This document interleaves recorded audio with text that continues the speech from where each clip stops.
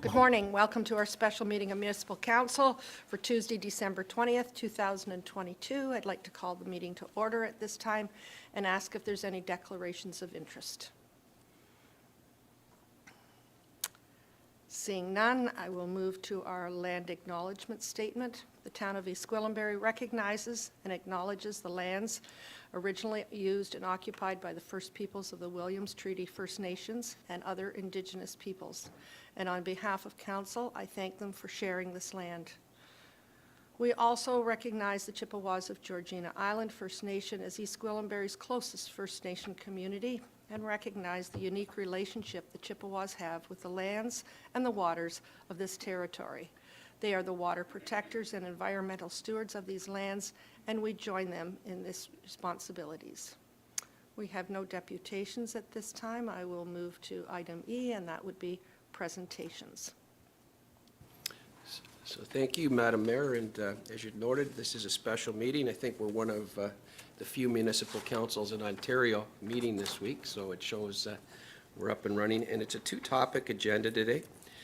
The second topic is our second council strategic planning public workshop, following up on our excellent session last week. We have facilitated by Margot Begine, our acting general manager of development services, and she's assisted today with Christy Beatty, a manager in our water and wastewater area, and Frank Mazzata, a manager in our parks, recreation, and culture area.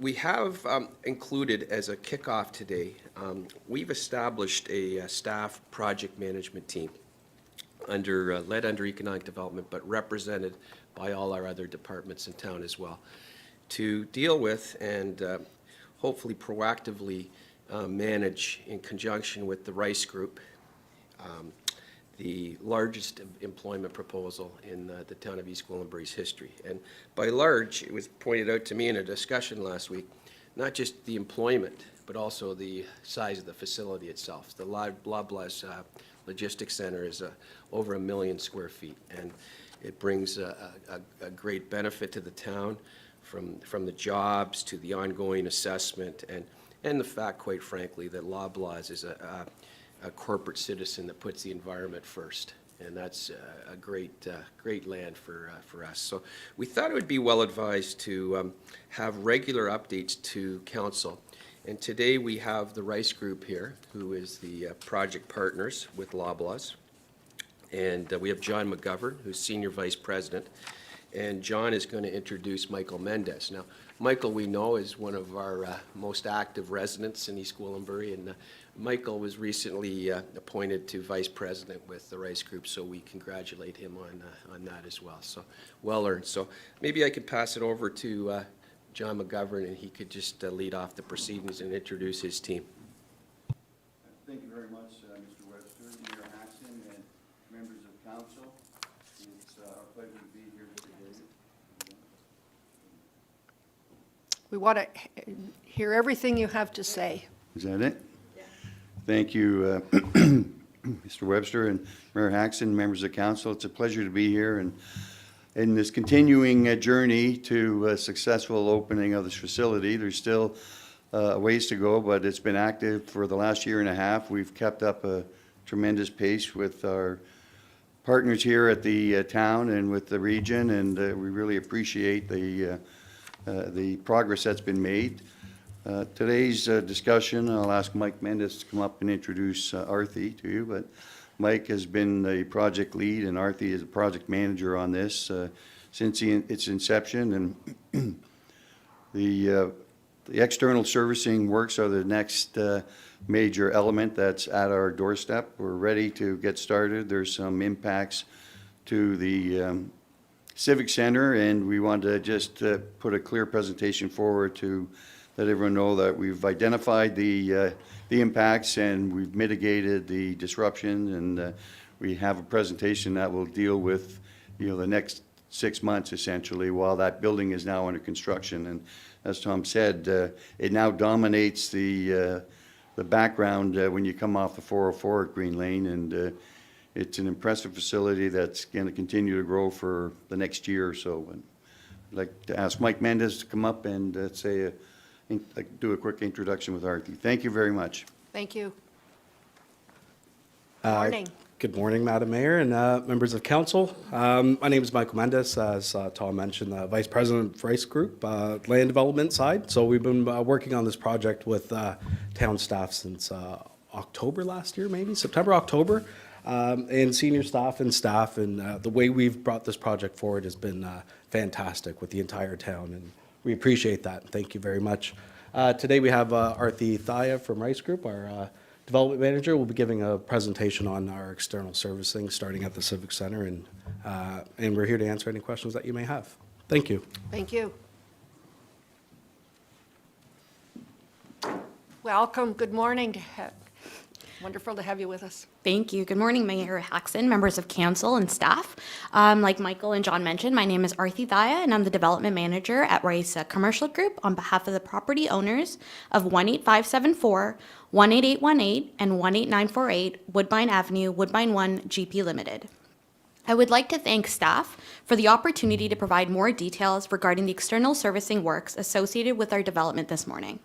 It has been a great pleasure working with council, town staff, and the region on the engineering of these infrastructure works, and we look forward to continuing to work together as we begin construction.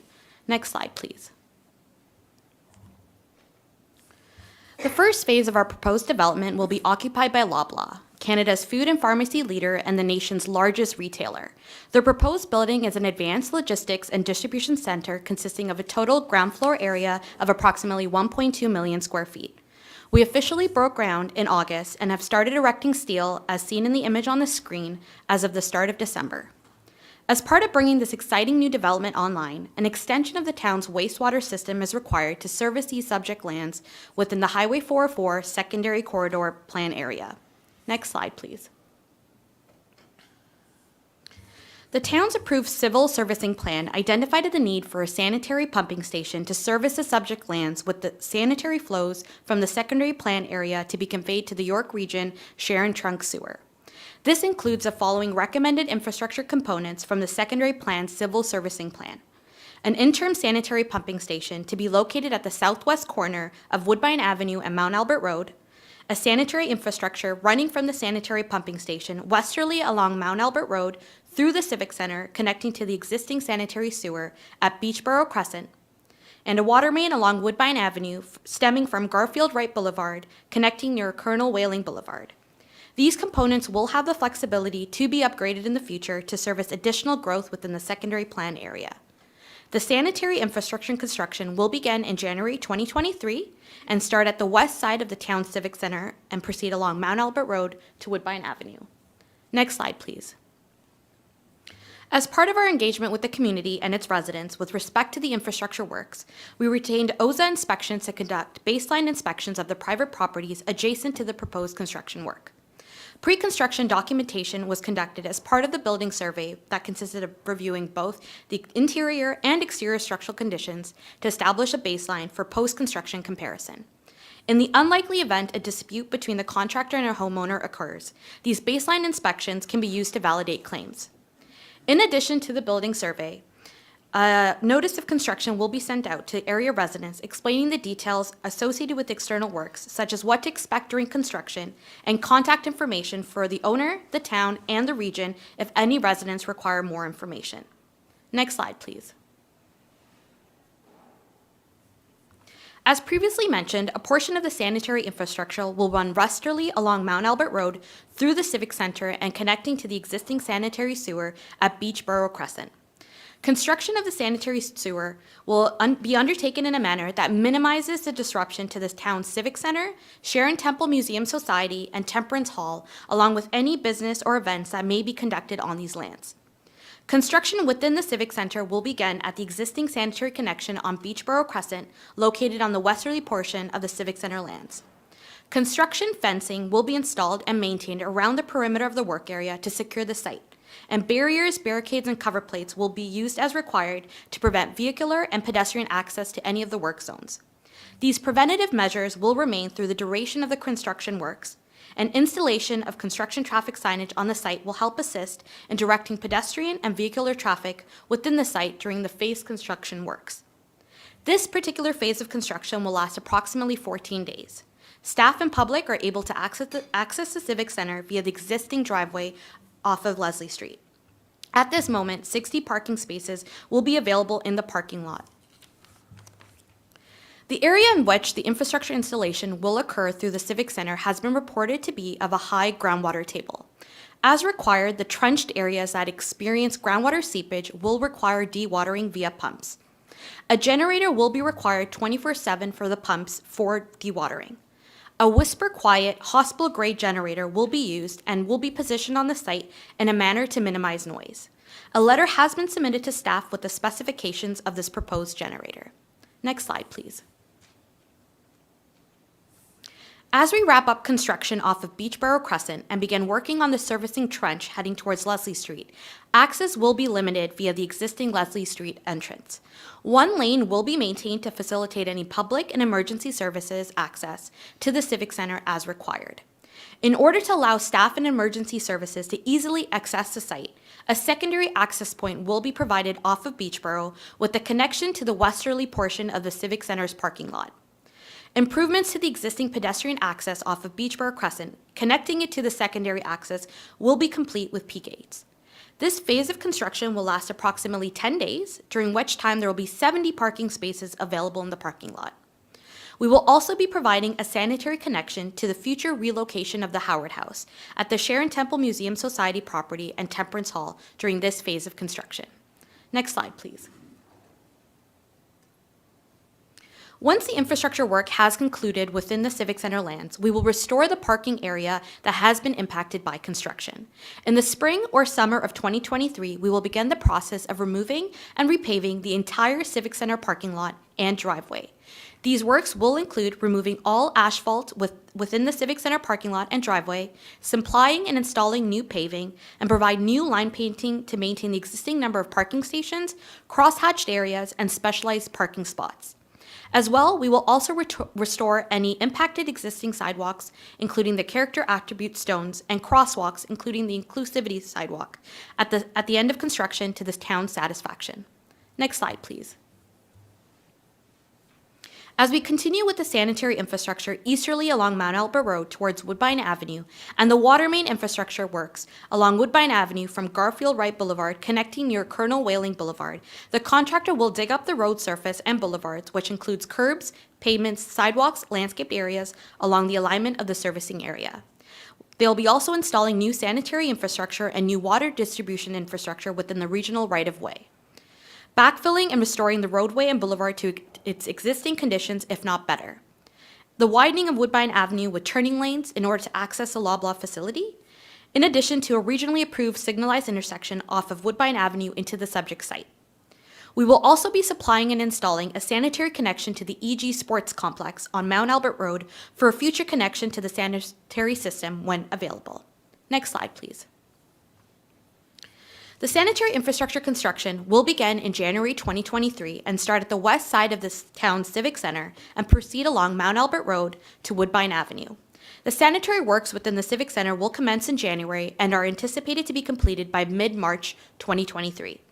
The sanitary and a portion of the waterworks located along the 5-kilometer stretch on Mount Albert Road will begin following the completion of the Civic Center works and are anticipated to be completed by the end of summer 2023. While the works are underway along Mount Albert Road, our contractor will bring in a second crew to commence the works associated with the water main infrastructure along Woodbine Avenue. This will take us into the end of fall 2023 to conclude this portion of the works. Next slide, please. I'd like to take a moment to thank council and staff for their time this morning and all their cumulative efforts regarding this proposed development and its associated servicing works. We're excited to bring online, with the town and region support, this infrastructure investment for Canada's fastest growing municipality. Thank you.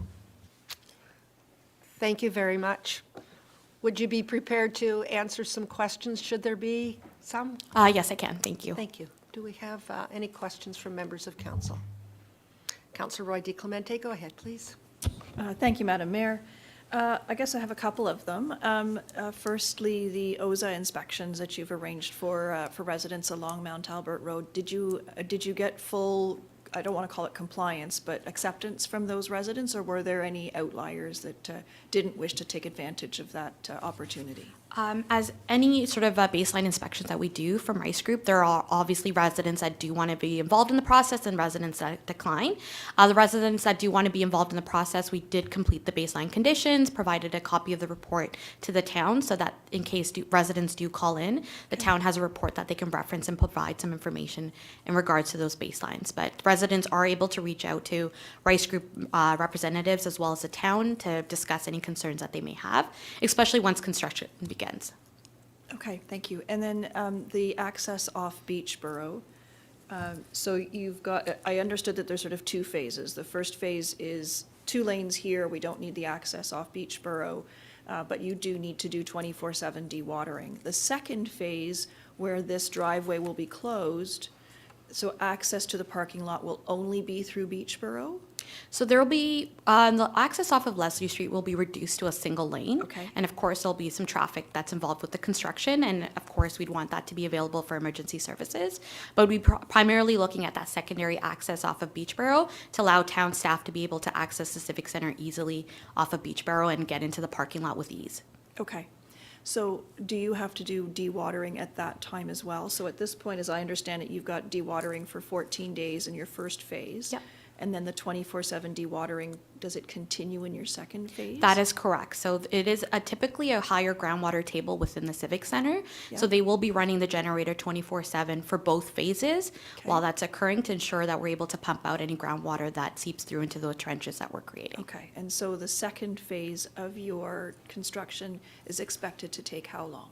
It's expected to take 10 days. So we're looking at 24 days total? That is correct. Okay, thank you. And then the diagrams that you sent through your presentation, the access off Beachboro is, I believe it's labeled as a construction access. That's not for the equipment to come in through, it's for residents and employees to access our parking lot. That is So we're not correct. going to have heavy trucks coming along Temple Avenue onto Beachboro, et cetera. Correct. So the heavy Okay. traffic will be using the single lane off of Leslie Street, and we'd be primarily using the access off of Beachboro for the public and staff accessing Okay. the Civic Center. And have we done any outreach, maybe through you, Madam Mayor, to staff or to Arthi? Have we done any outreach to the people on Beachboro to let them know what's happening and that that this is a temporary access, it's being removed when the project is done? There will be a notice of construction that will be sent out to all residents affected by this portion of construction, which will outline the different accesses and what's being done to help mitigate pedestrian and traffic. There will also be some outlines in terms of what the work hours look like and what movement of truck and traffic will look like as well. So that's currently with the town staff for review, and then it'll be sent out shortly. Okay. And then are you planning to work 5 days a week, or is there a different plan? I believe the work plan is to work 5 days a week from 7 a.m. to 7 p.m. As per town standards. Yes. Okay, thank you. Thank you. Any other questions? Councillor Crothers, go ahead, please. Thank you. How many trees will be impacted by this project? I cannot recall off the top of my head, Laura Lee, but I will find out for you. We did go through a process of identifying trees that would be impacted by construction and working with the town staff to ensure that any tree protection zones are implemented and any removal is compensated for. Thank you. And will they be compensated with mature trees, or are we going to get just lots of small trees? It'll be compensated as per town standards for compensation regarding the diameter and the breast size of the trees, and we'll be complying with the town's landscaping team on what that compensation would look like. Okay, I don't think we've had a project like this before, so I'm not sure that the regular compensation is exactly what we should be asking for. I think that we want everything put back exactly the way it is. So if large trees are removed, they should be replaced with mature trees as much as can be possible. So I'll just leave that comment there. For Thank sure. you. I believe that we're not removing any of the mature trees that you're probably questioning on the Civic Center site. I believe when we made the changes with the routing of the servicing trenches, we attempted to avoid so that we could not remove those mature trees. I think we're just looking at some of them in the regional right-of-way that would be okay to remove. So at this time, don't believe the mature trees that you're looking for are being removed. Okay, thank you. Councillor Crone, go ahead, please. Thank you, Madam Mayor. Some of my colleagues have already asked some of my questions, but the one that I do have left is, and I asked this through you to the presenter, you made mention that you would require a generator that would be quote unquote whisper quiet. I've had a few other developments my last term, and they were told, the neighboring residents were told that it was a whisper quiet generator. I think they might argue with the the nomenclature there. Do you have a backup plan if the generator is still causing disturbance to the neighboring residents? Because there's quite a bit of open space there and sound can travel. Thank you. So if I could answer that question, the whisper quiet generator should be about 65 hertz, so it wouldn't be creating much noise. That being said, we are working with town engineering staff to have it positioned on the site so that it's minimizing the amount of noise that it is creating. Because it is a municipal site, typically the town residents around the area wouldn't typically voice an issue with having something running. Again, the 2 phases would be approximately 14 days, so we'd be looking at about 2 weeks that the residents would be experiencing these noises. But again, as good members of the community, we'd be looking at making sure that we're doing anything to help mitigate any noise concerns that are brought up by any residents. So we'll work quite closely with town staff if there are any concerns that are raised to help ensure that we can maybe relocate the generator or maybe look at something else that would help mitigate any noise complaints that do come up. Okay, I appreciate that. Thank you, Madam Mayor. That's it for me. Thank you. Any other questions, comments? Councillor Roy DeClemente, go ahead, please. Thank you. Through you, Madam Mayor. Just a point of clarification, you just mentioned that it was 2 weeks for the generator, but I was under the impression that there were 2 phases, so there's a 14-day period and a 10-day period. Sorry, yes, that's absolutely Okay. correct. It's All right, 14 days cool. for phase 1 and 10 days for phase Okay. 2. Thank you. My apologies. That's okay. Thank you for the clarification. Madam Mayor, through you to staff, since we're going to be paving the Civic Center, I just wanted to have us take a look at the Temperance Hall parking lot as well, if we're doing that work. I think the Temperance Hall parking lot is also in pretty rough shape and is overdue for attention, so we might want to consider partnering with this project so that it can be done at the same time. Just a consideration. Thank you. Thank you. Any other questions, comments? I'm just wondering, when we get started, it's going to be quite the project, and I'm wondering how we're going to let the public know what is taking place and the positive results of doing this. And has there been a plan working with staff at this time and yourselves to make sure that the public are well aware? I would hate to see people get up in the morning and something has very much changed from the night before. At this moment, like I mentioned, we are going to issue a notice of construction that will go out to all residents that may be impacted by the construction in the area. We're hoping once that outreach goes out that there will be some residents that do come back with some concerns. I'm sure there will be some residents once they actually see the physical construction that will come up with some concerns or comments, and we're happy to help facilitate town staff to answer any of those and mitigate any issues that do come up. Thank you. I think if they know well in advance, it's far better than if they get up in the morning to a noise that they didn't go to bed with. So I think just letting people know in advance, it makes a huge difference on how accepting they are of some inconveniences. Thank you. I'm sorry. Oh, you have your mic on? Through you, Madam Mayor, I was just going to reiterate the communications piece. We've been working with our customer service team, so the customer service is aware.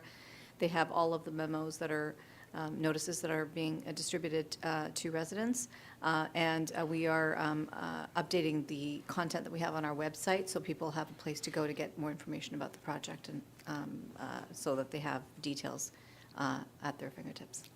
Thank you. I should have known that, but I think it's important for those kinds of discussions to be repeated over and over again. So thank you very much. I'm not seeing any other questions. Councillor LaHaye, go ahead, please. Thank you, through you, Madam Mayor.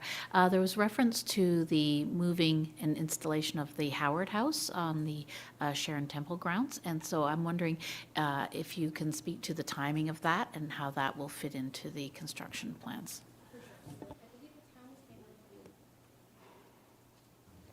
My apologies. I believe the town is handling the actual relocation of the Howard House. We're just providing the sanitary connection to it. So we'll be working with town engineering staff and the Heritage Committee to facilitate their timing, and then we'll add the connection in as well. But we're providing that connection to the future location of where that would be, and we'll ultimately do the connection once the relocation occurs. Thank you very much. Thank you. Councillor Roy DeClemente? You're okay? All done. Okay, I'm not seeing any other questions. Our remote people, I think, have been looked after. I have a resolution, be it resolved that the presentation provided by Thaya, Manager Development on behalf of Rice Group regarding Woodbine One external servicing update be received. Could I ask Councillor Foster and Councillor Roy DeClemente to move that, second that? Thank you. All those in favor? And that's carried. Thank you very much. We are workshop item F of our meeting, and I'll turn it over to you.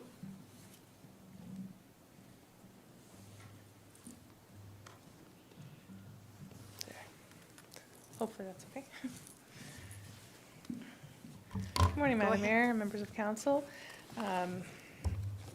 Thank you again for the opportunity to continue our work on building the strategic plan of council for this term of council.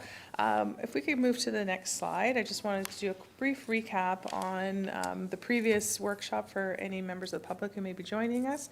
Our first discussion, I should introduce myself as well, Margot Bégin. I'm the Acting General Manager of Development Services. And I'm joined by two members of the team, as CO Webster indicated earlier. So in our workshop last week, we covered some of the key concepts and themes that sort of underpin this strategy around sustainability, resilience, complete communities in the 15-minute neighborhood, and the concept of connection and interconnectedness. We started validating the existing strategic priorities, and then we looked at the potential for including environmental responsibility as a standalone strategy in this, or a standalone priority in this strategy. We talked a little bit about the role that the character attributes that we see displayed in council chamber, what role they play in terms of sort of defining our values and what we as a community stand for. And then we talked a little bit about the vision and core purpose. And we will touch again on some of those with some clarification and some further refinement. Today's objectives, if we could move to the next slide, please. So to advance the work that we've done to refine some of those key concepts and definitions, because I do think it's important that we all have a clear understanding of what we mean by those words. The idea that, that our actions can then support the objective that we all understand and share. We want to confirm the overarching themes, validate the strategic priorities, and then at the end of the workshop, revisit the vision and core purpose. I think the feedback from council was that the proposed wording was close. We've had some time to reflect on it, and we'd be happy to entertain any sort of changes or modifications that you feel to sort of hopefully land on something that serves both council and the organization and the municipality as a whole.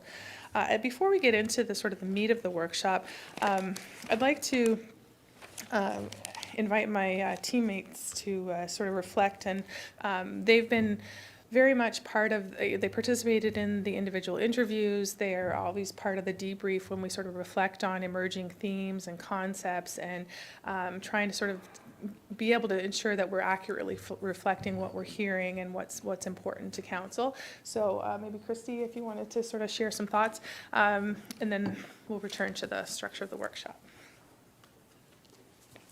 Thanks, Margot. Good morning, everybody. I'm Christy Beatty. Margot just asked us to share our observations or our thoughts from the previous workshops and the individual interviews.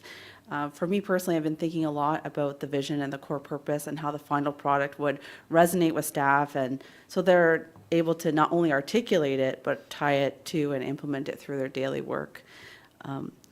The strategic lens, for me personally, seems to resonate the most, and I believe it captures and ties together nicely the discussions on the environmental aspects, the social element on interconnection, and the economic element on fiscal responsibility. So for me, that speaks the most to what I've been hearing in the discussion. So those are my thoughts, and we'll be looking at the strategic lens and the vision and the core purpose again today. So that's what I have. Frank and Christy will join us later in the workshop when we talk about the priorities that have emerged from staff and the corporate priorities that have come forward as part of the budget process. Certainly just wanted to ensure, and they'll continue to be part of this process going forward. Their input and their reflection from different departmental perspectives has been really important and really helpful in sort of interpreting not only what your direction, but also sort of looking at the conversations that are happening at the departmental level about what is it we need to accomplish in this 4-year period. So I wanted to follow up on, we had some discussion around some of the key terms and concepts, and again, to sort of land on, what is it, when are we talking about when we talk about sustainability? And there was a question about amenities. We also had some discussion around communication, and then the concepts of engagement and belonging. Sorry, next slide, please. That's my slide. Yeah, so we're going to touch on these. Next slide, please.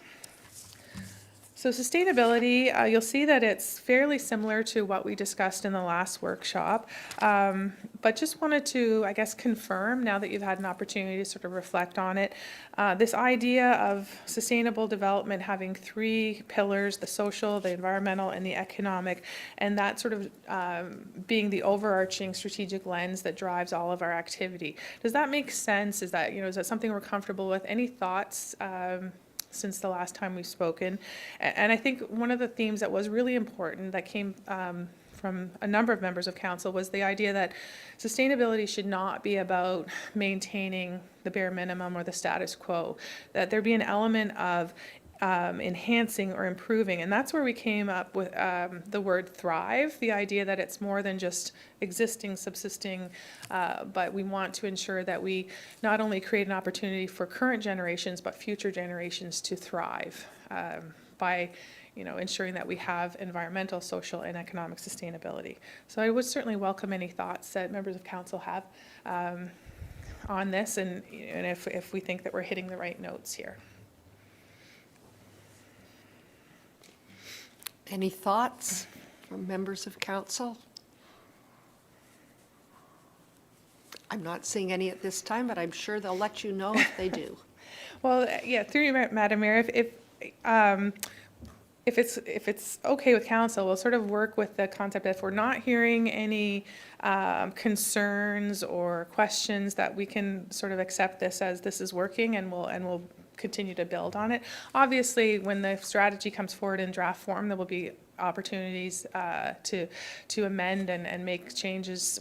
Sometimes it takes a few iterations before before we think, oh yeah, actually we need to sort of reword something. So we'll keep building on that. I think, as Christy said, that's something that seems to resonate in our conversations with staff. It does sort of capture, it eloquently captures everything that we try to do as an organization.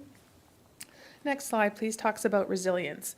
And the concept of resilience is one that typically accompanies sustainability, and it often has, we spoke about the definition that talks about the ability to withstand and survive and recover from, and wanting to focus less on sort of that, although that ability to be to withstand economic downturn or to withstand extreme weather events, all of that certainly does play into the definition of resilience. So we've reworked this definition a little bit, tried to focus as well on sort of the economic resilience and the the importance of having a diverse economy so that it can withstand fluctuations and downturn, and that there be active work to both mitigate and adapt to the impacts of climate change, which obviously would impact how we manage our infrastructure, how we deliver services, and this is not a new concept. It's already embedded into the work that we do, but it's really kind of this exercise is sort of giving voice to that as a priority of council. So, any thoughts on resilience? Is it closer or working better, I guess, for members of council that had questions about it?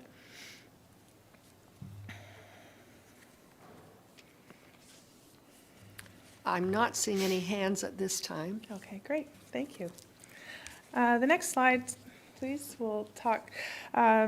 We had some conversation about the 15-minute neighborhood as an example of what it means to be a complete community. I think we all agree that it's aspirational. It's not necessarily something we're going to fully realize in this term of council, but that if we keep it top of mind, that it becomes the goalpost that we're working toward.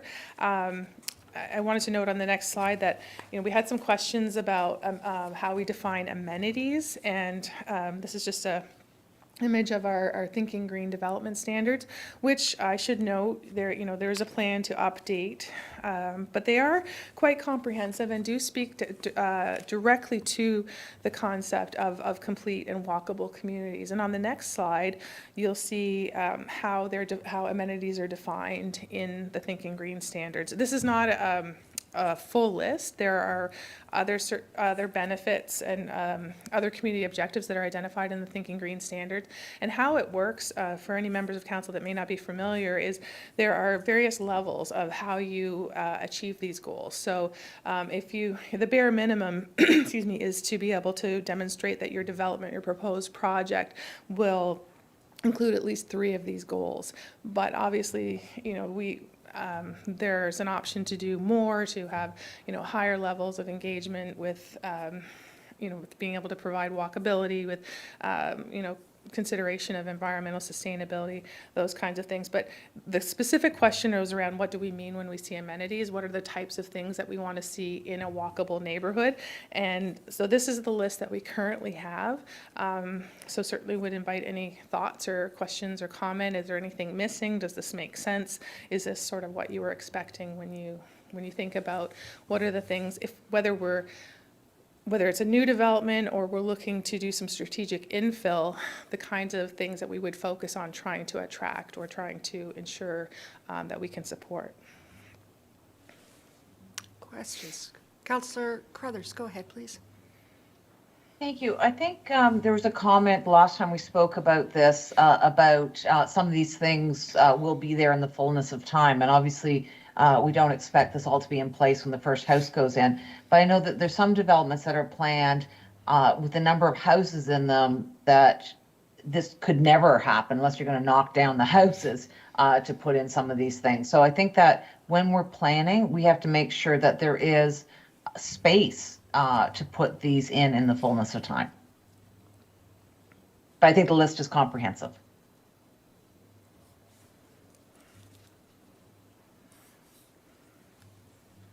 Thank you. And through you, Madam Mayor, I think we've certainly seen some developments, proposed developments coming forward that have mixed use and include some, office, retail, service components, and that would support the objectives of walkability and building complete communities. And I know there was some discussion in our last workshop about with established neighborhoods, like how do you tackle that? And I think what we do have, it may require some strategic rezoning, strategic investment attraction, but in Mount Albert, that is specifically, we've just conducted a commercial and retail gap analysis for Mount Albert and Holland Landing. So we have an idea of both what the market will support and what residents are looking for. So armed with that knowledge, you can, it's not going to happen overnight, but there are ways that we can look at strategically infilling and building in those amenities within communities. So I think it's probably multi-layered. It's not just the new development, but I do think I just wanted to address that because I know that was a question in the last workshop, that what do we do about existing communities? So So I think as long as we know that that's the objective, that can be our goal going forward, and ensure that our programs and policies are responsive to that objective. Okay, thank you. If there's no other questions on that, I'll move on. We This do is have a where- question. Oh, sorry. Councillor Luhay, go ahead. Thank you very much through you, Madam Mayor. Thank you for refining and clarifying the definition of amenities. I think it's very helpful. I have a question, if you could explain the context and background of the Thinking Green development standards. As a new councillor, I noticed in the previous slide there's a date that seems quite old in terms of what you're working from, and who is establishing these standards and who will be revising them moving forward in the future. Thank you. Through you, Madam Mayor. The standards currently live in the realm of the planning department. They are provided as part of the development application process, and then so it's an incumbent on a development project to demonstrate how they align with the Thinking Green standards. They are a set of goals such as, the amenities is just one piece of it, but the everything from building technologies, building materials. Is it low impact development? Does it have a green roof? Are you using environmentally sustainable measures for stormwater management? All of those concepts are considered. So there are sort of engineering components, there's construction components, there are community walkability components, all in that. But to your point, it hasn't been updated, so I know that that's part of Christina Ross's mandate for this coming year or term of council to look at updating the Thinking Green standards. So I think based on comments that I've heard, in previous discussions, the standards themselves support our aspirational goals around sustainability. It may be more of how they're applied and how they're enforced and how they're encouraged and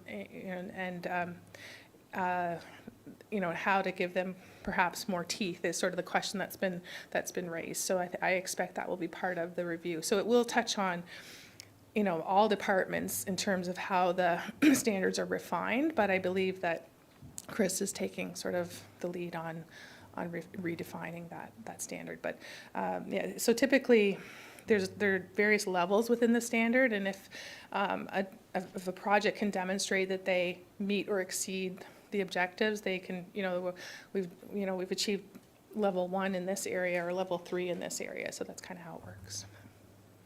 But happy to go into it in more detail with you at some other time if you wish. Thank you very much. And I had one other follow-up question related to those definitions on the previous slide. In the Go third, ahead, please. Yeah, thank you, Madam Mayor. Through you, Madam Mayor. There is part of the third definition in the first line is some language that really clarified things for me in terms of designing for complete and connected communities. So I appreciated the word connected there in conjunction with complete, and I thought that was a good language to use. And in terms of, I still see that there's the 15-minute walkable neighborhoods, and there was some discussion at the last meeting about that 15-minute part of that language. And in talking with residents and in prior reading, the concept of that 15-minute walkable neighborhood isn't one that I believe is very easily translated to residents, specifically, and for example, in Mount Albert. So I was thinking of if there's other words or other language you could use to replace that 15-minute, because again, it raises questions about the time frame of convenience of walking in neighborhoods, and just put a simple language like walkable, complete, connected communities, something like that, rather than using that 15-minute, which I think is kind of jarring to some people in terms of understanding. Yeah. Through you, Madam Mayor, I believe that this is a standard that was developed sort of internationally to give some sort of a base understanding of what we mean by walkable. And to your point, we don't necessarily need to use that, but walkable itself can be defined very differently. From 20K hike is very walkable for me, but may not be walkable for other people. So I think it was just, sort of an international standard of what is achievable for most people, and recognizing too that it's an ideal. It does not suggest that there would be no other forms of transportation, that you try, it tries to make a community less car dependent, but recognizes that there still needs to be provisions for car traffic, and that transit plays into that as well. So certainly it's up to council's discretion if they're more comfortable with just the general term of walkability.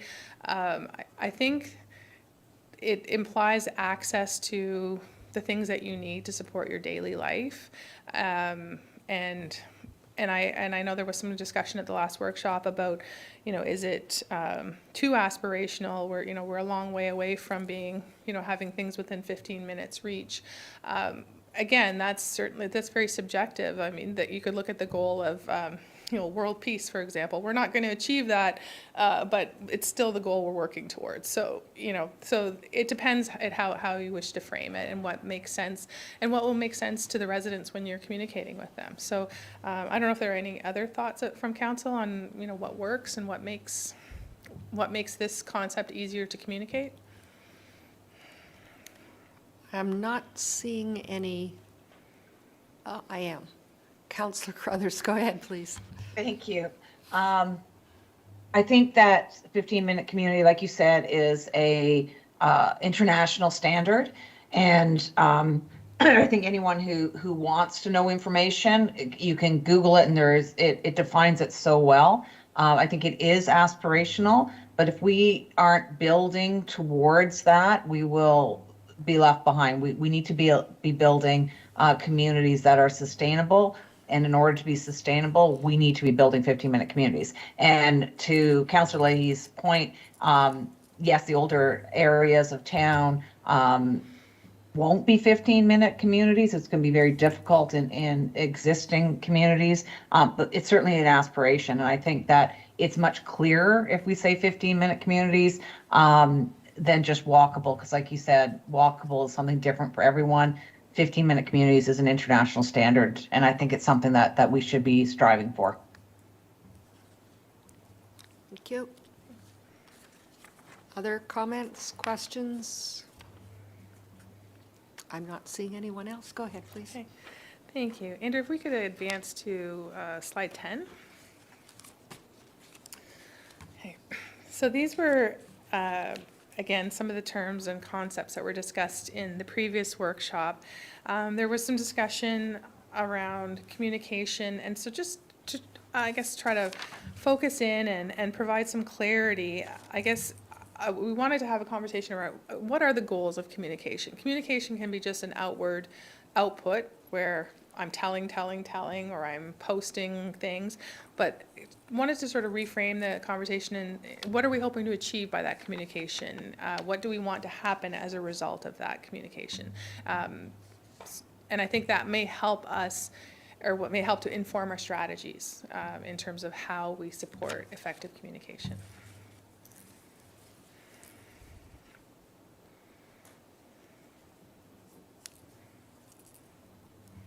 I'm not seeing any hands up. Being very non-communicative. Councillor Crone, he's waving at us. Go ahead, please. Thank you, Madam Mayor. So, when you're asking about how is success measured, just from my own background, there were two ways that we measured the success of good communication, and it's anyone that's worked in advertising will know that you have aided awareness and unaided awareness in measuring that. And so aided awareness is like if you were building a brand, for instance, you would say, who recognizes this logo? And you present it to people when you're surveying them, and if they could identify them, well, and then unaided awareness is when you just present something to them very cold and with no help whatsoever. So those are two options. I don't know, you can do those at the farmer's market, surveys, et cetera. Anyway, just popped into my head as you were talking about measuring the success of communication, aided and unaided awareness. That's the end of this Marketing 101. Thank you. Thank you. Other thoughts? Councillor Johns, go ahead, please. Thank you, Madam Mayor. I spoke about it in the previous session, but I can kind of speak to it again in response to what is the goal of communication. I think that, like on a broader sense, it's about inclusivity, and we use the word connected or interconnected. And I think acceptance in the community too, as well. Like we have a changing community, and again, I think there's challenges in measuring what the broader goal is. But if you're asking, for example, which you are saying, what is the goal of the communication? I do think that it is that first layer in advance of trying to figure out what that engaged community, because if people are engaged at that point, they will have felt accepted and part of the community in working in a connected way or interacting in a connected way. So I think that's kind of either how you look at it as the foundational layer or as a kind of a top layer. But that's my comment there. Thank you. Thank you. Other comments, questions?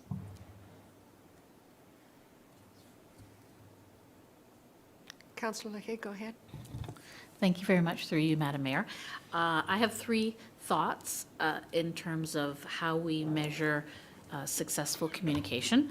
The first one is level of engagement, and that can take several forms, which is the frontline customer service, and I look forward to the slides that are coming up. I know in the presentation, in terms of work that's going to be done on the frontline communication services that we deliver to the community. The other is reaching all demographics, not just some demographics that are engaged on social media, but finding ways to engage all the different demographics, from seniors to young families. And then thirdly and finally, but also importantly, because at the municipal level, election participation is a way of measuring successful communication in terms of, are we engaging the residents? Do they feel like they belong to the community? Do they feel like they have a voice in the community? And do they feel like interactions with the town council about the importance of participating in that process of electing councillors and mayors and school trustees?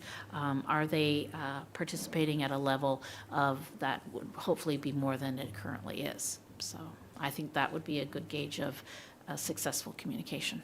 Thank you. Thank you. Other comments, questions? I'm not seeing anyone at this time. If you'll permit me, Madam Mayor, I'm going to put my consulting hat on now and ask why. If we had, for example, aided awareness of the brand, aided awareness of our logo, why does it matter? And I'm not being facetious, because I think it's important to understand why it matters. Does it matter because that's a tool of civic pride, or that like so I think we have to ask, because that will drive how we build and expand and flesh out some of our communication strategies and efforts at every level, not just in the communications department, but how we train frontline staff, how we manage the message. Councillor LaHaye, go ahead. Thank you, through you, Madam Mayor. If we want to maintain and grow a healthy, fair community, then communication needs to be with as many residents as possible so that we hear a diverse body of voices.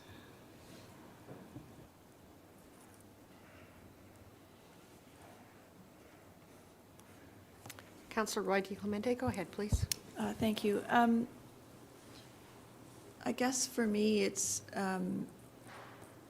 if we don't have an engaged community, then we don't have a connected community, and we're not being successful in our goals to deliver connection for residents.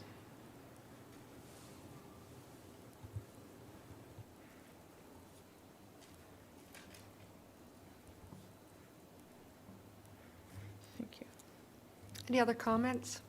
Councillor Carruthers, go ahead, please. Thanks.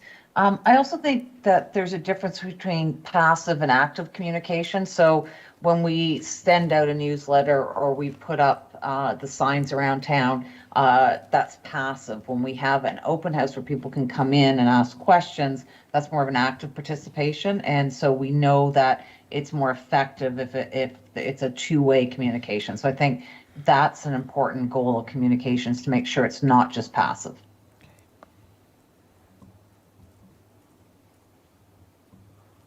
Other comments, questions? I'm not seeing any at this time. Go ahead, Yes, please. thank you.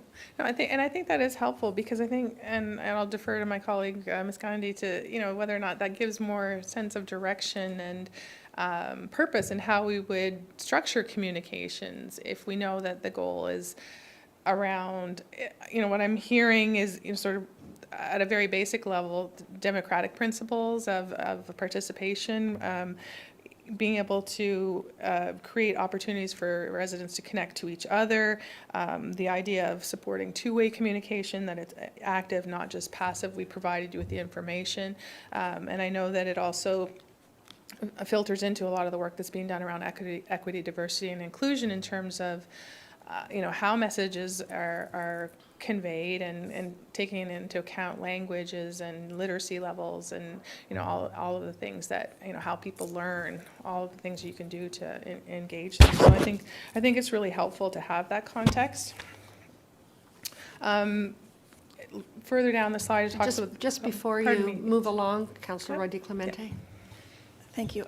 Just a little further thought on this one. I guess for me, that level of engagement is important, because we talk about wanting to make sure that we're not just a bedroom community, and that people aren't just paying taxes so that their garbage can be collected, and they come home from work and they go into they put their car in the garage, and that's they don't know who lives next door. They don't know to wave to somebody down the street or it's that level of engagement that's really important, and why we talk about wanting to have an economically diverse community, as well as residents and all those other services, because otherwise we're just garbage collectors and water deliverers, and not actually building an actual community. It's just a place that people go to shop or go to sleep. Thank you. Through you, Madam Mayor, I think that leads really well into sort of the characteristics, pardon me, of an engaged community. And some of these have already been mentioned in terms of, attendance and participation.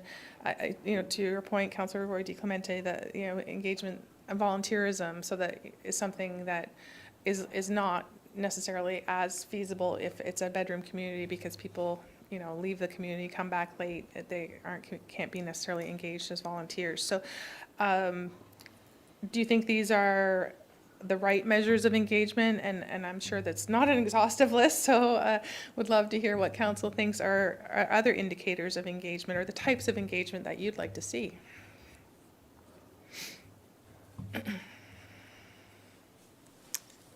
I'm not seeing any with their hand up at this time. Councillor Johns, go ahead, please. Thank you, Madam Mayor. And I don't know if this is going to be helpful, because I know that we're speaking directly to these tangible things that we can say how we measure what the success is of underpinning connectedness with our communications. But the fact is that I think what we are all looking to do is trying to build a better quality of life for residents. And the fact is that when we know that from a quality of life perspective or an age perspective, people live longer when they're in highly engaged communities that are active. And it is proven time and time again all over the world that better quality of life when there's highly engaged communities it exists. I mean, if you're looking for what a characteristic is and how you measure it, I mean, you can look at spots all around the world and say, where are people living longer? And I know that that's not going to help with e-news opens and click rates, but the thing is that I think if we are actually looking at how we are determining what success really is, I mean, that's our finish line. And so how do we get there? Volunteerism, I think, is a great one. I think that, I just think sometimes we are just trying to look for a box to tick to be able to say, okay, what is next? And as long as we are always looking at kind of what better looks like and continuous improvement looks like, I think sometimes the rest of the things will fall in place. So thank you, Madam Mayor, for those comments. I don't know if they were helpful, but just wanted to make note. Thank you. Madam Mayor, I believe Scotty wanted to. Go ahead, please.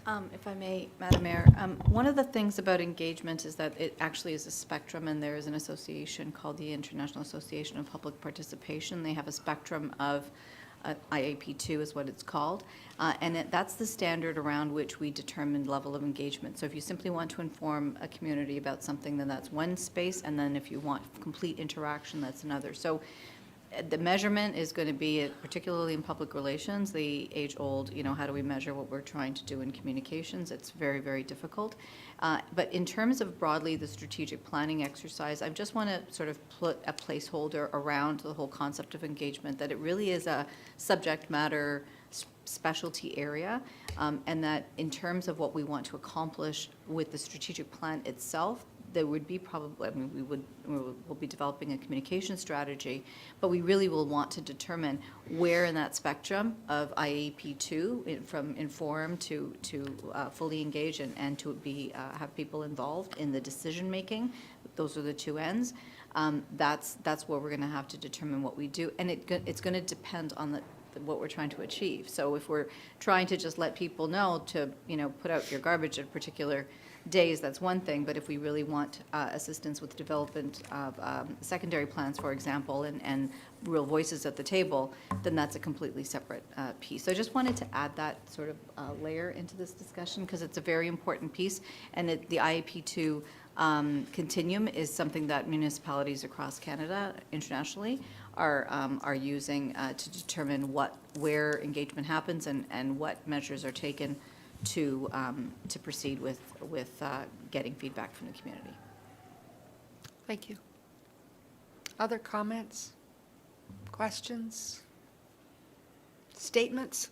I'm not seeing any others. Go ahead, please. Thank you, Madam Mayor. If we could go to the next slide, please, Andrew. This is a tough one, but it did come up in the last workshop, the concept of belonging. I think it was sort of an offshoot of the interconnectedness and that concept. But when we sort of debriefed and thought about this, we all, I think, agree universally that it's an ideal that we aspire to. But I guess what is our role as a municipality in sort of supporting and fostering that sense of belonging? I think we could certainly point to a number of examples in our programming for as a great example of how we support connection and belonging.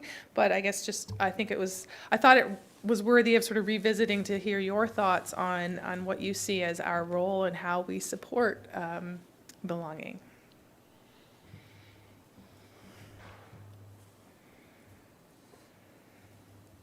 Go ahead. The public library strategic plans tagline is "You belong here," and that's actually been echoed by a couple of other strategic plans in the ensuing years. I think that idea of belonging goes back to engagement and welcoming and connectedness. That people feel that they're home, for example, or that their business is located in the right place because it's thriving.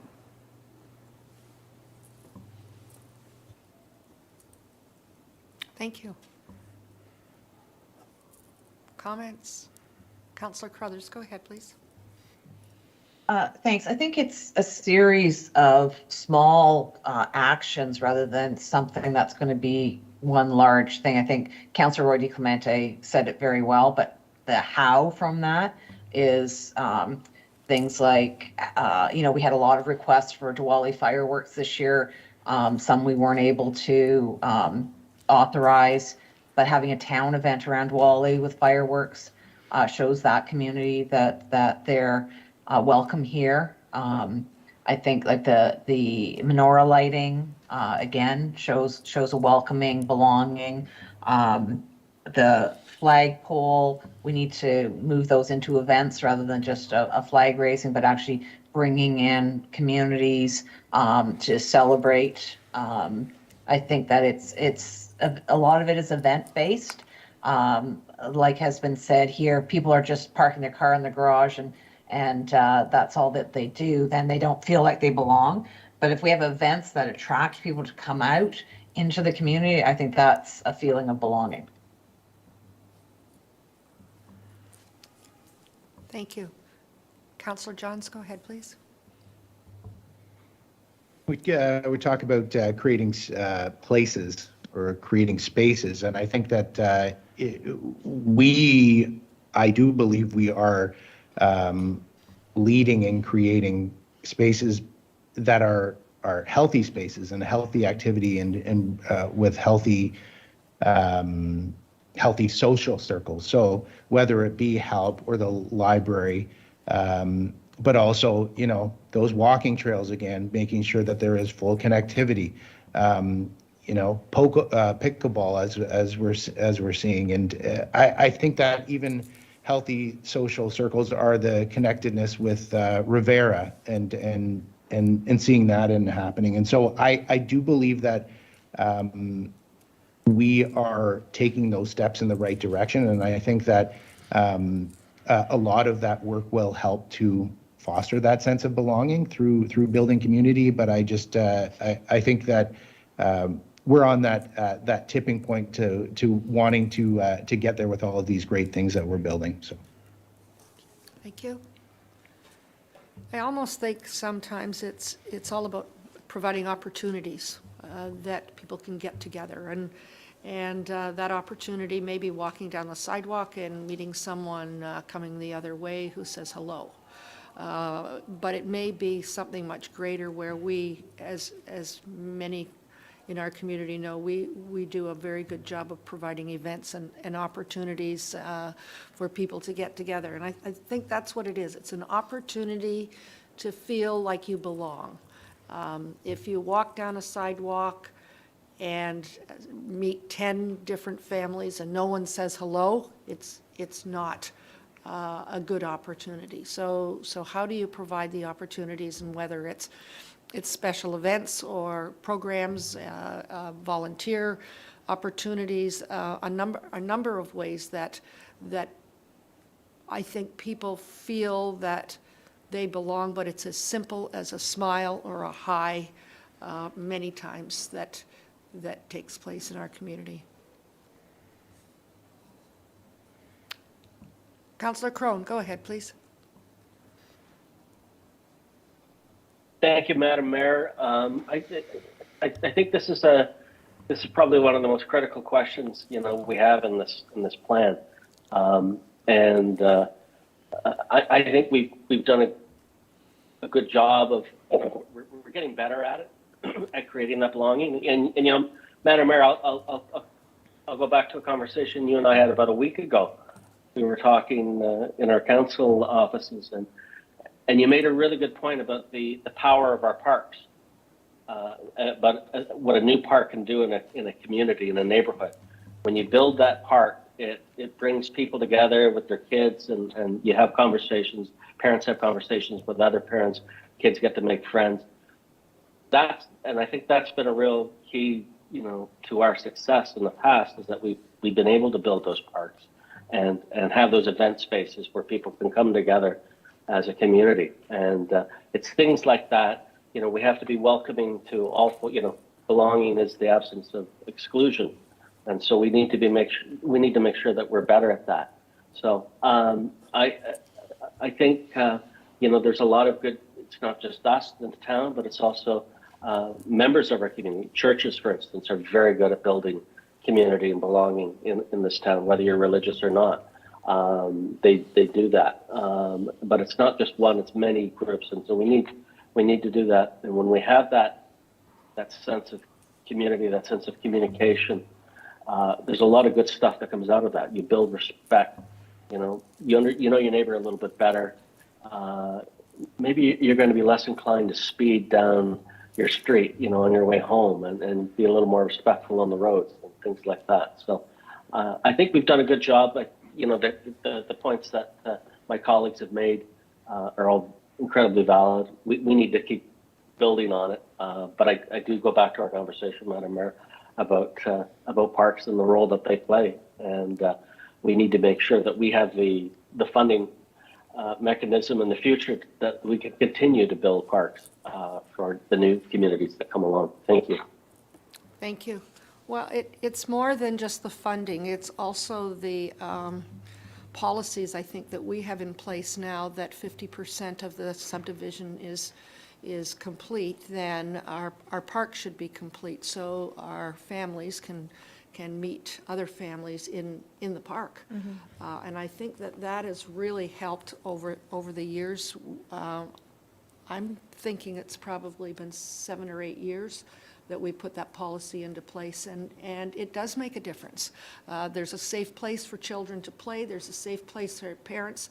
Parents can go with their children, and the ability to meet the neighbor next door or from the other end of the subdivision is there in a very tangible way. And I think that's something that we certainly should continue, and if there's other ways of doing it as well. Maybe it's not 50% of the subdivision and the park starts is available, but maybe there are some other things that we can do as well to bring groups together who we've found are really trying very hard to meet people in their community. They don't want to drive back to wherever they moved from. They want to move forward, and I think we have a responsibility to do that as well. Any other comments, questions? Not seeing any. Go ahead, please. Thank you, Madam Mayor.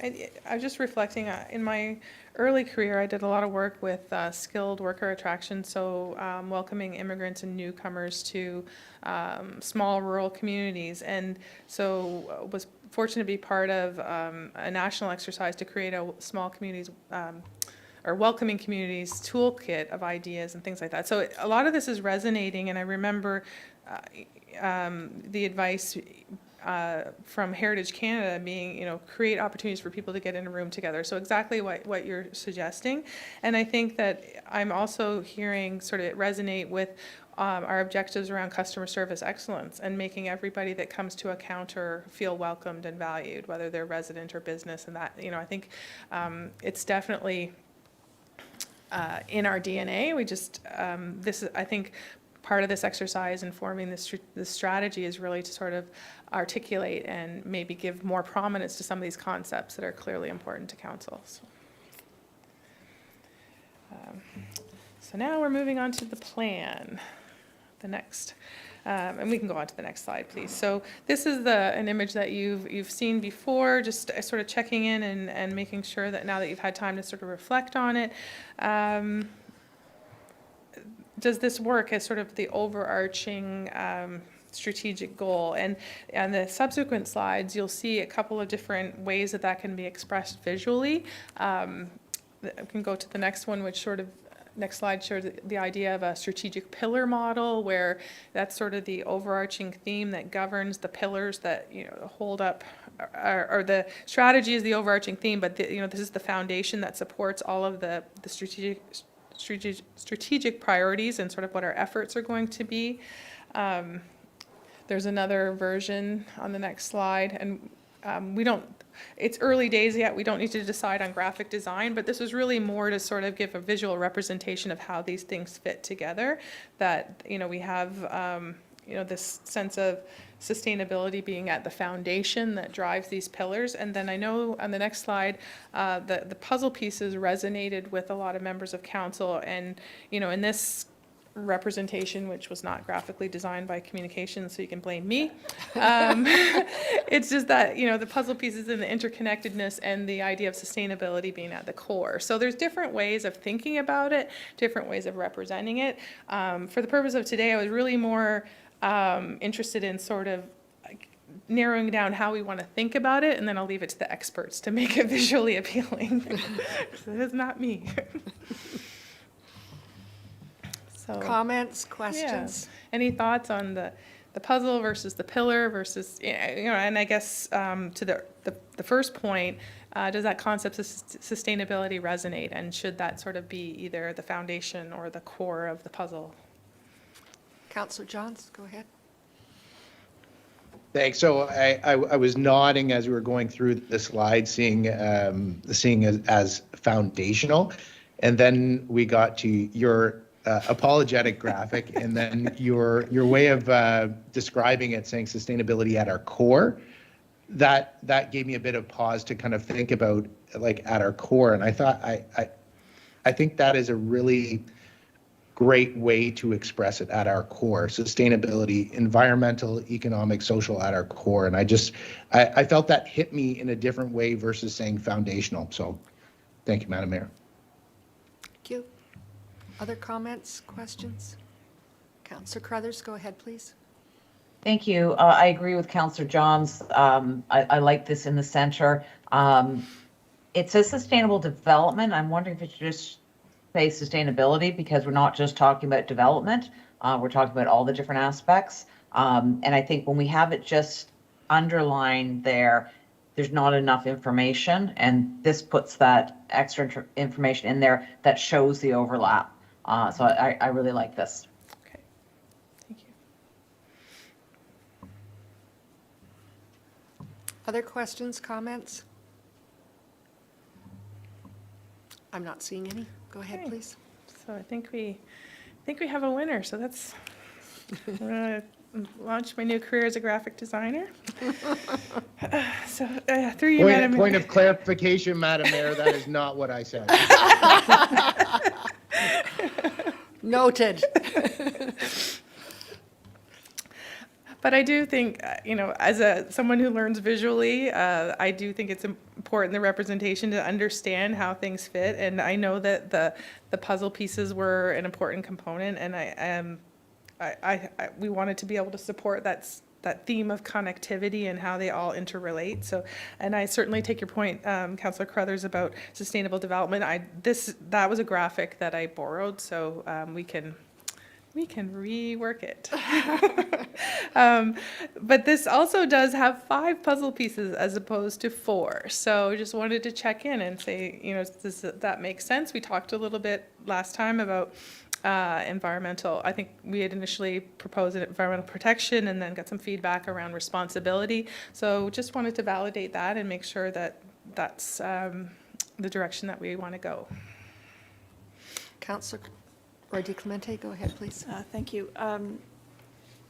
I still struggle with responsible growth and environmental responsibility. We've got responsible there twice, and I'm not sure about the environmental piece being a full puzzle piece or column in this. And when later on in the slides where we start to look at what those strategic actions are, there's a lot of, I guess, duplication.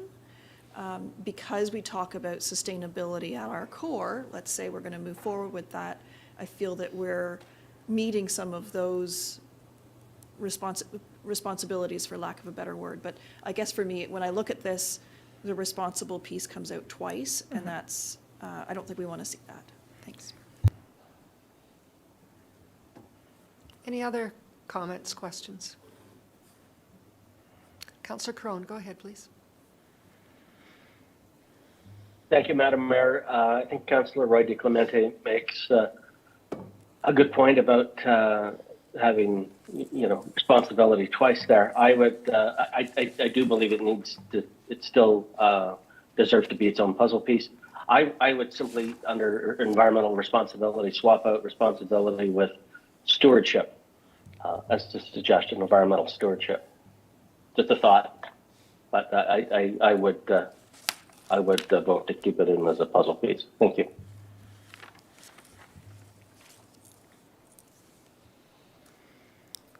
Any other thoughts on the concept of stewardship? And Councillor Crothers has her hand up. Thank you. I agree that it did strike me when I saw responsibility twice, especially when they're right beside each other like that. So I would be fine with another word as long as we understand what we mean. Stewardship would be fine. To me, it has to be a puzzle piece because the puzzle pieces is what we're going to base our KPIs on. And this is what we're going to measure. And we are living in an era of climate change. And if we don't have environmental protection, environmental stewardship, environmental responsibility as a pillar that we are measuring what we're doing against, then I think we are not with the times for sure, that we need to be looking at the environment in everything that we're doing.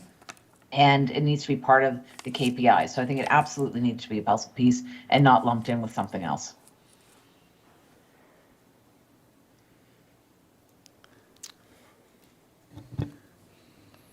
Any comments on that? Councillor LaHaye, go ahead. Thank you, through you, Madam Mayor.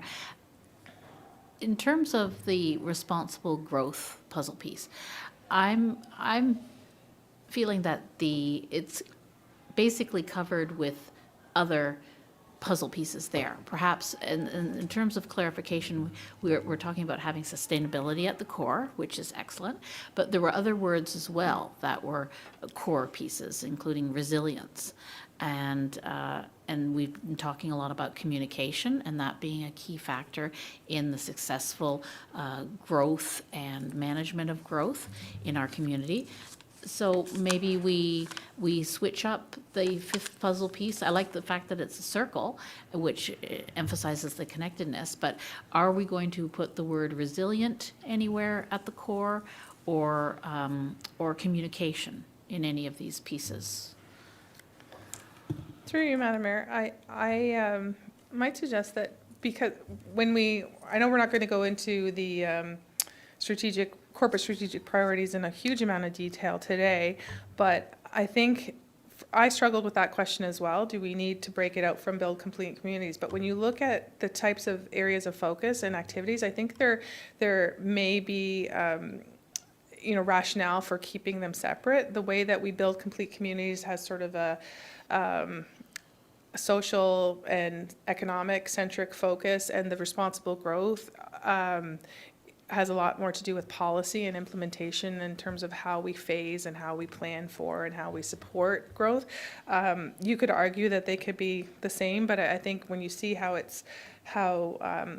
staff have sort of broken out their objectives, it may make sense to keep them separate. So I can, to your point about resilience, it could perhaps, what we could do in a next iteration is build that into the definition of responsible growth, for example, or the complete communities, or both, that is how we define that there's an element of resiliency in our aspirational objective in those cases. So that might cover it. And then in terms of communication, I think that is a tool that supports all of the puzzle pieces. So that can be better reflected in terms of, how do we, if this is our aspirational goal, communication is one of the tools and tactics that we use to get there. And there are many. I mean, effective planning is going to be one of them. The programming development is going to be one of them. All of the things that we do on a daily basis are going to be the tactics and tools that sort of make up the departmental objectives. So we can certainly go back and give that some more thought to see how we can effectively capture those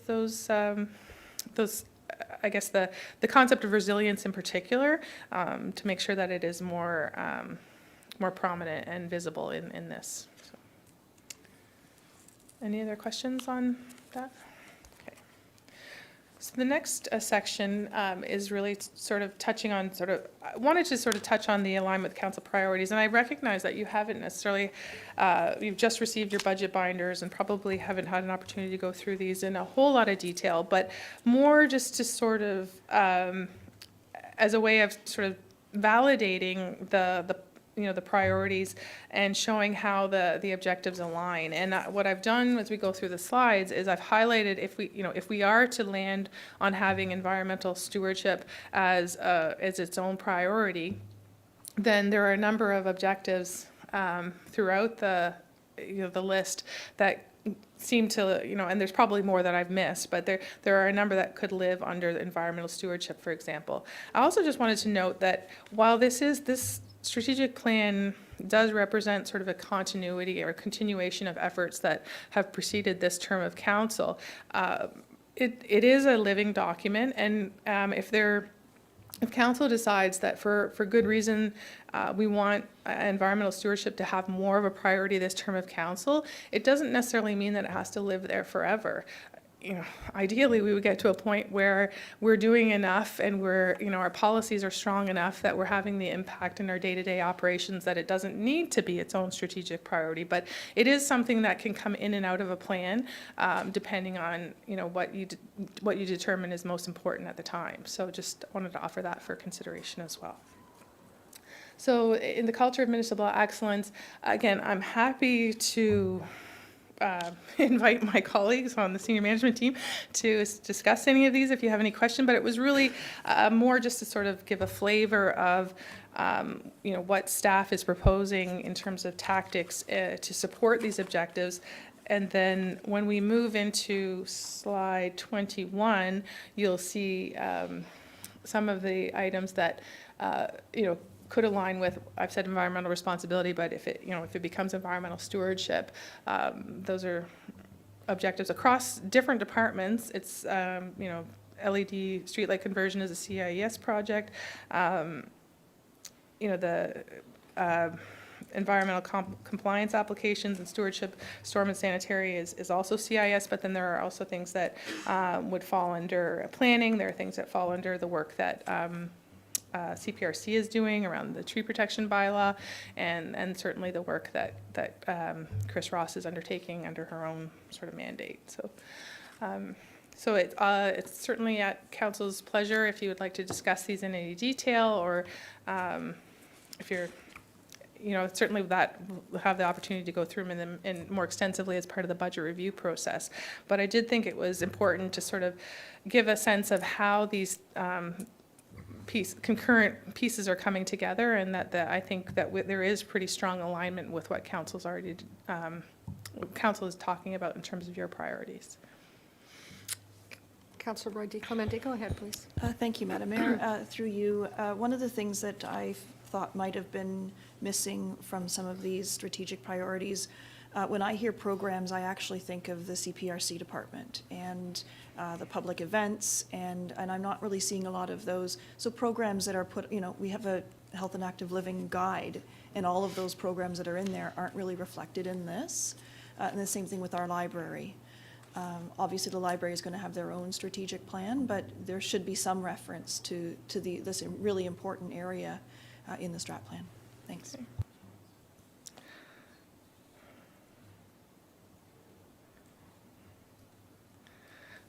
So thank you for that. Maybe I'll defer to Theo. Did you want to make a comment on sort of I know this is not an exhaustive list, and so it's always a little bit of a judgment call in terms of how do you summarize. So certainly this doesn't have to be the final list either. We can amend it. Through you, Madam Mayor.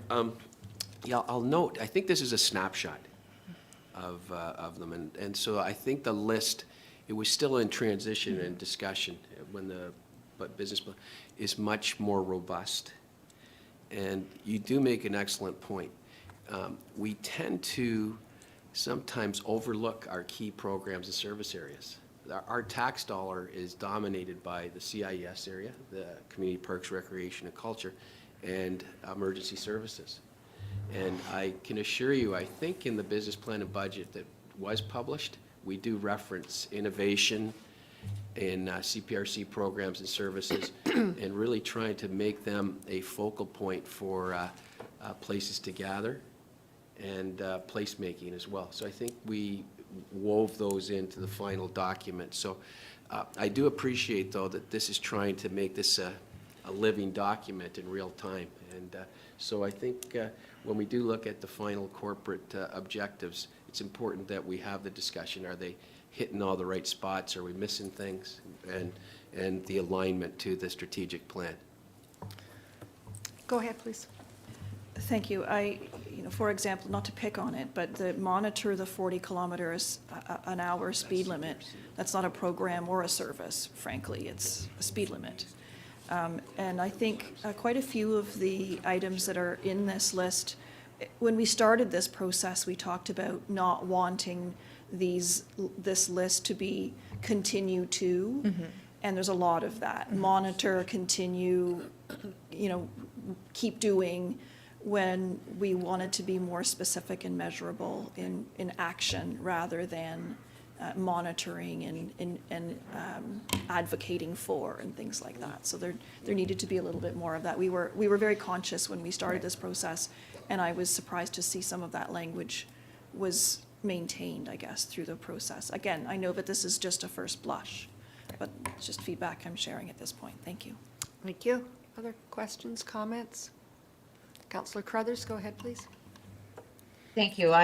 She was going to comment on the continue to language, because if we're going to use continue to, we need to use it all over the place. There's so many of these that would have continue to on them. So I think we just need to take it out. There's nothing wrong with providing innovative service delivery, even though we already are. And I also want to comment on, I think it's very telling that the environment is woven into so many of our other priorities. And I think by pulling it out as a standalone, we're going to be able to do even more. And I think that is what is really important in this plan, especially with the work that Chris Ross is doing. If we are only looking at the environment where we can shoehorn it into other priorities, we'll be missing things. So I think having it as a standalone is going to be really, really good for this next term of council. It allows us to be more intentional, too, in what we're doing for the environment. Thank you. Other comments, questions? I'm not seeing any at this time. Through you, Madam Mayor, just as a point of clarification, the process that is undertaken to build the budget traditionally has run concurrent but somewhat separate from this process. So this is an opportunity, I think, to sort of marry the objectives. If it's council's desire that this published strategy looks kind of and feels similar to what was produced for the last term of council, where I think there was an effort to use accessible language and put things in terms that could be easily understood. The team and I, and certainly with SMT's assistance, can take that was sort of, I would see as sort of a natural next step, is trying to encapsulate and summarize within the priorities that you've identified, so that, for example, the monitor, the 40-kilometer, might get rolled up into an objective around community safety and traffic calming, for example, those kinds of things. So elevating these very specific objectives to something even higher level and digestible, because I think, then if we still have the more detailed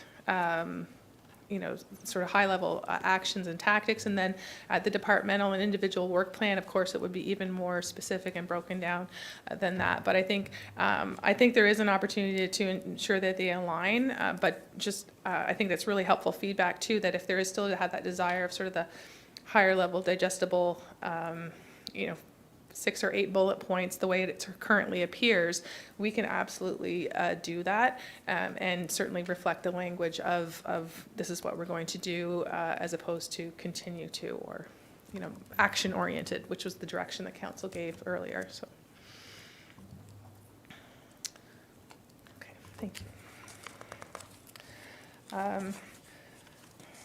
So what I'd like to do now is invite my colleagues to just give some practical examples of the alignment with some of these higher level concepts. So what they've done is sort of looked at some of the actions and tactics that have been identified as part of our department or the corporate priorities and tied it back to some of the themes that we've talked about. So if, Andrew, if you'd like to jump ahead to slide 26, that we can talk about that. So turn it over. Thank you, Margot. Welcome. Good morning, everybody. So we're just going to touch on a couple of things related to the real-life examples. One of the things that I'm sure Mayor and Council understand is one of the most important guiding documents that Parks uses and assists with establishing walkability, and that 15-minute neighborhood is the ATTMP, so the Active Transportation and Trails Master Plan.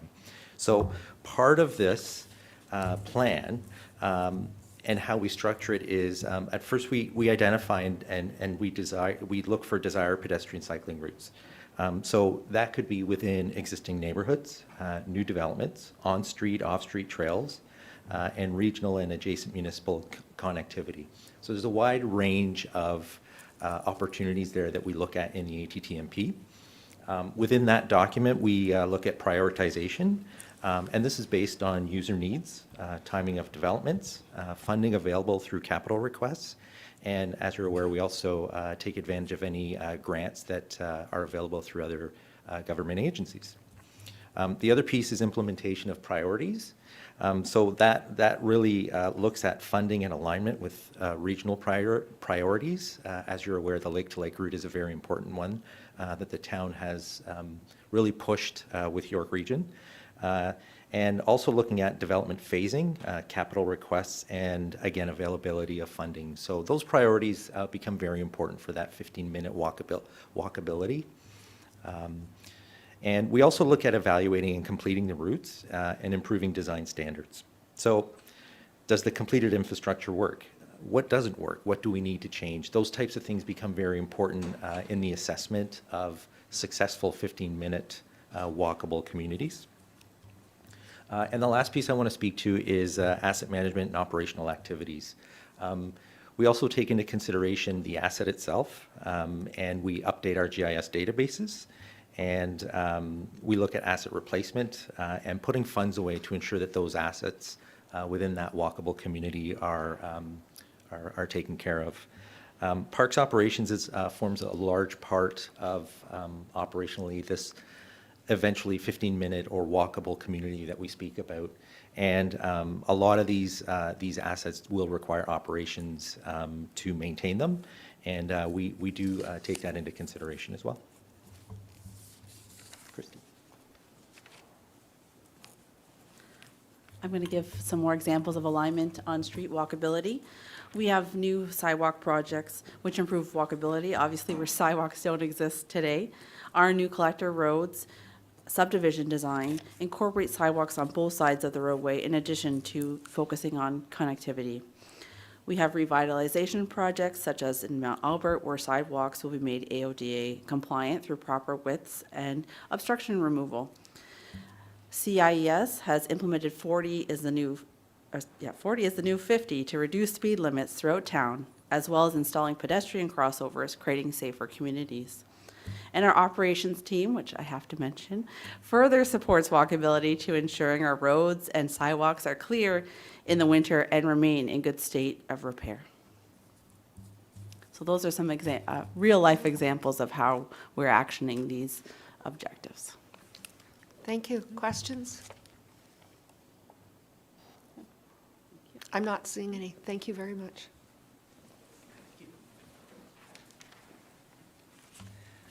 Thank you. So through you, Madam Mayor, if we could now move to slide 27, just revisiting the vision and our core purpose. I don't know if you, having had a week or so to reflect on this, if there are any further thoughts on the suggested vision to be a resilient, sustainable, and welcoming community that supports residents to connect to services, opportunity, and each other. Comments? Questions?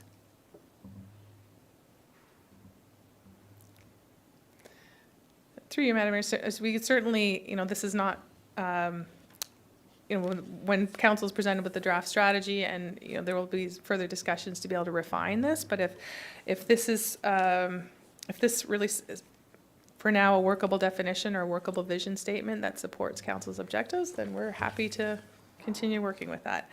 The core purpose on the next slide, deliver value for tax dollars while providing quality services that residents want and need.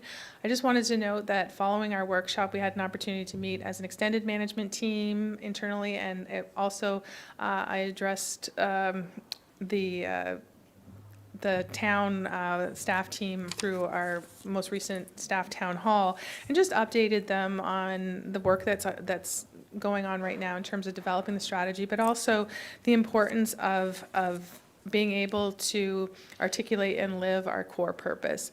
I think this is something that we all intuitively understand and are pretty excited about being able to sort of articulate and get excited and rally around. So just wanted to share that work is going on concurrently. We haven't printed any T-shirts yet, so we still have time to reword it if we need to. So, any further comment or discussion on the core purpose? Questions? Councillor Roy DeClemente, go ahead, please. I just wanted to say that both of these two slides really resonated with me. I felt that they really addressed what we had been talking about. They were refreshing. They were a lot more focused than the prior iterations, and I really liked what I was reading. Thanks. Thank you. Thank you. Other comments, questions? Councillor Carruthers, go ahead, please. I too really like both of these. I think that you've hit the nail on the head. It's exactly what we need. I think it's important for all staff to internalize it. And to that point, I wonder if this is slightly too long, that if we stopped after services, deliver value for tax dollars while providing quality services. I'm wondering if that residents want and need is implied. And by having a shorter core purpose, more people will remember it. It can go on a T-shirt, to your point. So I'm torn because I like that residents want and need, but I'm also wondering if there's some value from a communications standpoint of having it just that little bit shorter.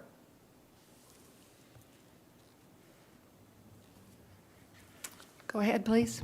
Thank you, through you, Madam Mayor. I agree with Councillor Carruthers. I thought was the exact same thing, and simpler is always better, and shorter is always better, although it's sometimes harder to achieve with fewer words. I think that the words that residents want and need are actually redundant, and it could be a simpler message. Other comments? Councillor Crone, go ahead, please.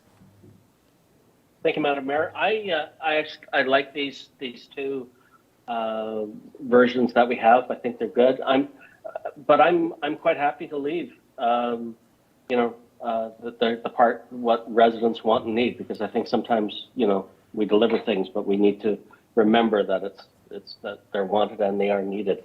So I'm happy to leave that in. I say we test drive these for a year. We come back this time next year and we revisit, the core purpose and the mission, and make sure that our vision, make sure that we are living them and that they still resonate. But I'm quite happy with the way you presented them. Thank you. Thank you. Any other comments? Councillor Johns, go ahead, please. Thank you, Madam Mayor. I think, as somebody who is new to council and seeing this exercise that we just went through, and thank you very much. It was really engaging.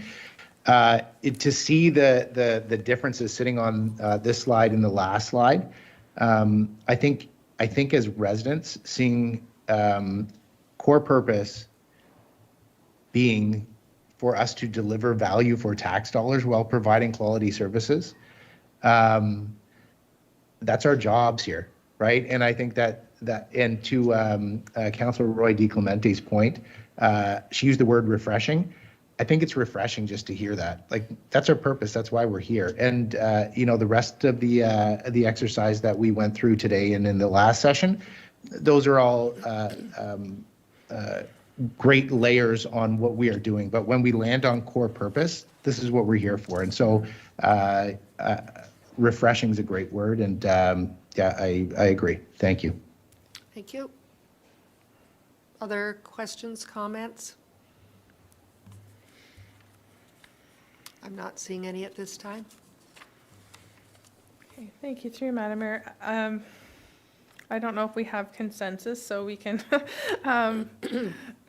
I think the rationale for the want and need came from the idea of, well, I certainly understand that it should be implied. It was more about, I guess, defending against the idea that we can give you lots of great services, but it's not up to us to define what the great services are. It's up to residents to define what they want and need. So we can, through you, Madam Mayor, we can just leave it, offer both options, reflect on it, and to the point that Councillor Crone made, this is a living document, and we can refine it if we find it doesn't work.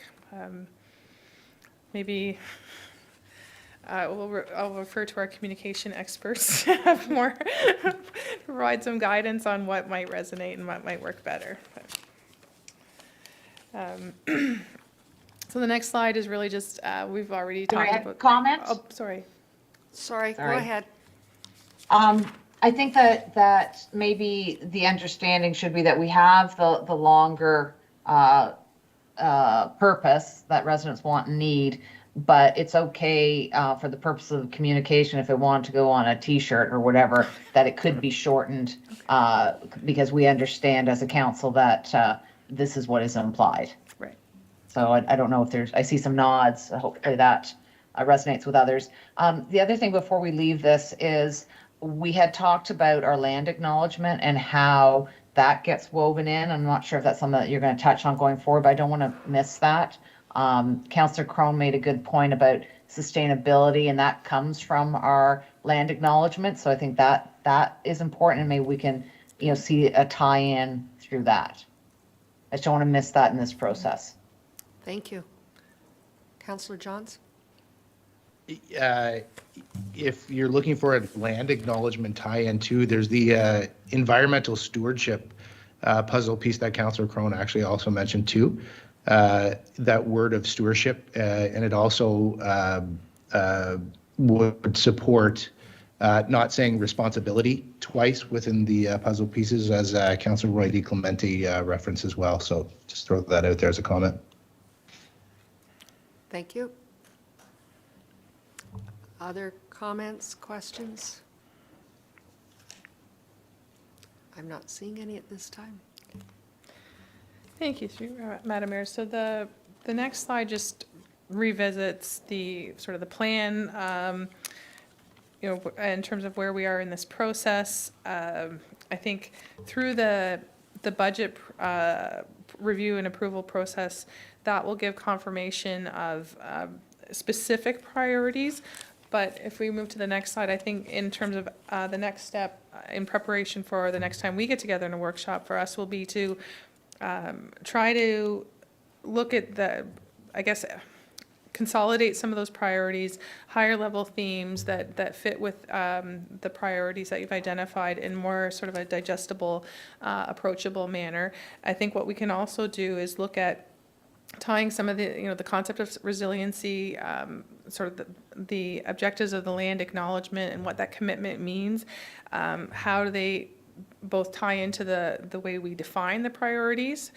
Because I think what works really well about the strategic plan of the last term of council is that there was very clear, there was an identified strategic priority, there was a short definition of what it was, and then there was some bulleted points to speak about specific objectives. I think we could certainly take a stab at doing that, and then also explore, are there ways to graphically represent that connection and how that influences what we do, because that visually can be very important as well. So concurrently through the budget process, we'll be confirming priorities, and staff will be suggesting what the key performance indicators are, but there will also be an opportunity for council to inform that in terms of what for this term of council, what progress are you expecting to see? What is an indication that we have moved the needle? And some of that is fairly straightforward. If we say we're going to craft a policy, the policy's done. We've ticked off that objective. But other things are a little bit engagement, for example. We may want to revisit what are the indicators of engagement going to be. How are we going to demonstrate that we've supported a sense of belonging? How do we demonstrate that we are welcoming, those types of things. So we can certainly have those more esoteric conversations as part of the next workshop, but our commitment to you is to come back with hopefully incorporating the feedback that you've provided today. And certainly if there are any thoughts that come to you in the intervening weeks, then by all means feel free to reach out and we will do our best to incorporate those as well. Thank you. Any closing comments? Thoughts for people before we move along? I'm not seeing any at this time. Be it resolved that the Council Strategic Planning Workshop presented dated December 20th, 2022 be received with thanks. Could I have Councillor LaHaye, Councillor Crone? All those in favor? And that's carried. I have a confirming bylaw, be it resolved that bylaw 2022-101, being a bylaw to confirm the proceedings of special meeting of municipal council held on December 20th, 2022, be taken as read and acted and signed by the mayor and municipal clerk. I have Councillor Johnson, Councillor Crothers. All those in favor? And that's carried.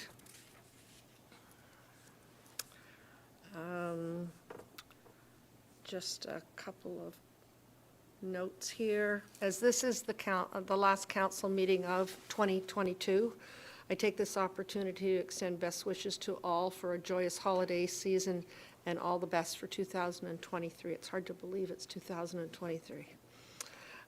Be it resolved that a special meeting of municipal council adjourn at 11:52. And could I have Councillor LaHaye and Councillor Foster move and second that, please? All those in favor? And that is carried. And with that, I hope everyone has a wonderful holiday. Thank you very much. Thank you, staff.